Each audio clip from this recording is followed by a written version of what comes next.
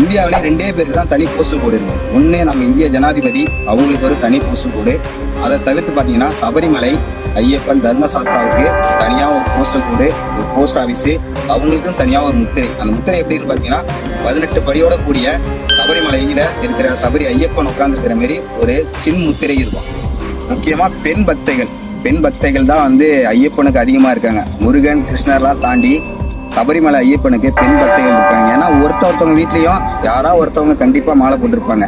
ஆனா பெண்கள் போக முடியாது. காரணம் என்னன்னு பாத்தீங்கன்னா சபரிமலையில் இருக்கக்கூடிய தர்மசாஸ்தாவான ஐயப்பன் கன்னிசாமியா அங்க இருக்கிறாரு. அதனால 48 நாள் விரதம் இருந்து போகணும்.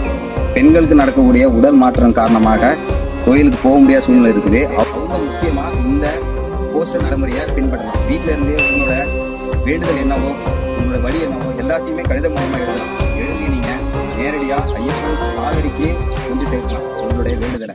அதே மாதிரி ஐயப்பனுடைய பிரசாதம் வீடு தேடி உங்களை தேடியே வரும். அதுக்கு முக்கியமா நீங்க என்ன பண்ணணும்னு பாத்தீங்கன்னா, நான் கொடுக்குற அந்த போஸ்டல் கோடை நோட் பண்ணிக்கிங்க. அந்த போஸ்டல் கோடை எடுத்துக்கிட்டு நேராக போஸ்ட் ஆஃபீஸ் போங்க. கடிதத்தை எழுதுங்க. எழுதி அது உள்ளார வச்சு ஐயப்பன் கோயிலுக்கு இதுமாரி அனுப்பி சொன்னீங்கன்னா அவங்க ஒரு ஸ்டாம்ப் ஒன்று கொடுப்பாங்க, ஐயப்பன் முத்திரையிடக்கூடியதை. அதில் வச்சு நீங்க போஸ்டல் பண்ணி ஸ்பீட் போஸ்டாவோ இல்லை வேற ஆர்டினரி போஸ்டா கூட அனுப்பலாம்.